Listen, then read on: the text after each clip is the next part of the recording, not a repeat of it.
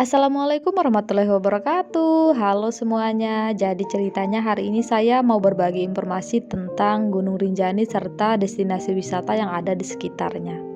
Di tahun 2025 ini banyak sekali perubahan ya dari Gunung Rinjani serta destinasi wisata yang ada di sekitarnya. Sebenarnya dari tahun 2024 sudah banyak perubahan sih. Salah satunya adalah kenaikan harga tiket serta aturan penerbangan drone di kawasan Taman Nasional Gunung Rinjani. Nah, di tahun 2025 ini juga ada beberapa perubahan serta aturan yang harus diketahui ya oleh pendaki yang akan mendaki ke Gunung Rinjani khususnya.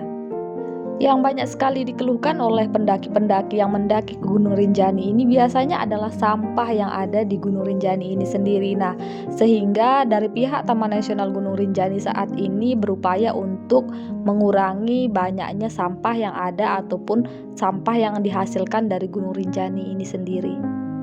Jadi ini keluh kesah kalian itu didengarkan ya oleh pihak Taman Nasional Gunung Rinjani. Jadi kalian juga harus mematuhi ya aturan yang ada ketika aturan ini sudah mulai diberlakukan.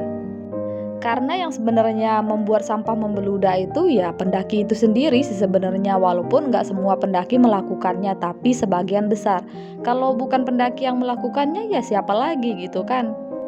Adapun informasi yang ingin saya bagikan pada kesempatan kali ini ada dua. Yang pertama yaitu tentang penanganan sampah yang ada di Taman Nasional Gunung Rinjani, dan yang kedua aturan pembelian tiket dari destinasi wisata yang ada di sekitaran Taman Nasional Gunung Rinjani. Langsung aja ya kita masuk ke pembahasan yang pertamanya yaitu tentang penanganan sampah yang ada di Taman Nasional Gunung Rinjani. Seperti biasanya informasi yang saya dapatkan ini dari Instagramnya Taman Nasional Gunung Rinjani langsung ya. Sebenarnya ada juga sih kalian bisa lihat di aplikasi e-Rinjaninya. Tapi mungkin kalian mager atau gimana jadinya dengarkan dah saya yang cerita gitu kan.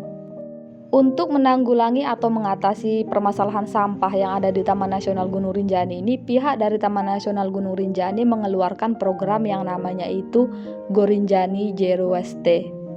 Ini bener nggak sih bacanya? Kalau salah ya mohon maaf sih ya. Program ini sendiri bertujuan untuk mengurangi sampah yang ada di Taman Nasional Gunung Rinjani, atau kalau bisa itu sampahnya nggak ada gitu. Program ini sendiri akan diberlakukan mulai tahun 2025 ya, mengingat Taman Nasional Gunung Rinjani ini kan nanti pendakiannya akan dibuka itu pada bulan April 2025. Nah, mungkin kalian penasaran seperti apa sih program yang akan dijalankan oleh Taman Nasional Gunung Rinjani untuk menanggulangi sampah-sampah yang ada di sana ataupun mengurangi sampah yang dihasilkan dari pendakian Gunung Rinjani. Ada beberapa tahapan yang akan dilalui dari program ini ya. Yang pertama ini ketika kalian ingin melakukan pendakian ke Taman Nasional Gunung Rinjani ini, itu makanan-makanan kalian itu akan dimasukkan atau diusahakan dimasukkan ke dalam wadah yang bisa digunakan ulang. Wadah plastik yang bisa digunakan ulang maksudnya ini seperti gini loh teman-teman. Jadi kalau misalkan teman-teman akan melakukan pendakian, misalkan mau bawa sosis nih, sosis itu kan ada yang 1 kilo, ada yang setengah kilo juga. Tentunya sosis ini sendiri dibungkus dengan menggunakan plastik ya. Dan di program ini sosis yang tadinya dibungkus dengan plastik itu kalian akan taruh atau kalian akan pindahkan ke wadah plastik yang bisa digunakan ulang seperti tempat makan misalkan gitu, atau ndak Tupperware gitulah. Atau misalkan kalian mau bawa makanan-makanan yang lainnya seperti cemilan, roti, biskuit, itu kalian itu taruhnya di wadah yang bisa digunakan ulang. Kalian itu tidak bawa sama plastiknya juga gitu. Jadi diusahakan itu makanannya itu ditaruh di wadah plastik yang bisa digunakan. Sebenarnya bukan hanya wadah plastik aja sih, bisa sih kalian gunakan wadah yang lainnya seperti stainless gitu. Sebenarnya penggunaan wadah yang bisa digunakan kembali ini sebenarnya ada positif dan negatifnya juga sih.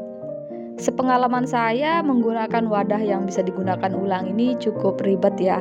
Saya sendiri itu biasanya kan kalau mendaki itu saya bawa bekal gitu, jadi saya taruh di wadah plastik makanan-makanannya gitu. Wadah-wadah yang kita bawa ini akan menghabiskan banyak ruang sih menurut saya. Belum lagi kalau misalkan dia itu terbuatnya dari keramik atau mungkin stainless, itu akan menambah beratnya beban juga sih, karena biasanya saya bawa yang mangkok dari keramik gitu sih. Sisi positifnya dengan seperti ini ya sampahnya itu bisa kita kurangi gitu loh. Jadinya ya kita nggak terlalu bawa banyak sampah selama pendakian, dan wadah yang kita bawa ini bisa kita bawa pulang lagi, bisa kita gunakan lagi di rumah gitu.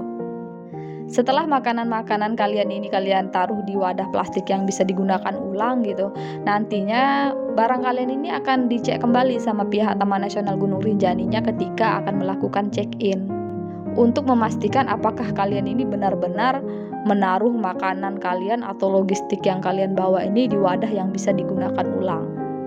Kemudian aturan yang selanjutnya itu sampah yang dihasilkan selama pendakian itu harus dibawa pulang, harus dibawa turun gitu, nggak boleh juga dibakar.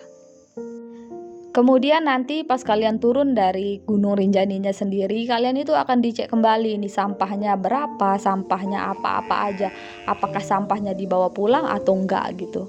Jadi diperiksa lagi nanti dari pihak Taman Nasional Gunung Rinjaninya ketika akan melakukan check out.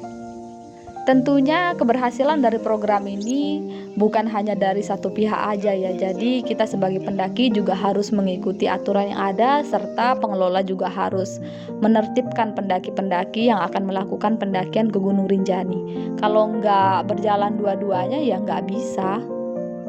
Kemudian informasi yang kedua yaitu tentang destinasi wisata yang ada di sekitaran Taman Nasional Gunung Rinjani. Mulai 1 Februari 2025 ini akan diberlakukan pembelian tiket secara online di semua destinasi wisata yang masuk dalam kawasan Taman Nasional Gunung Rinjani.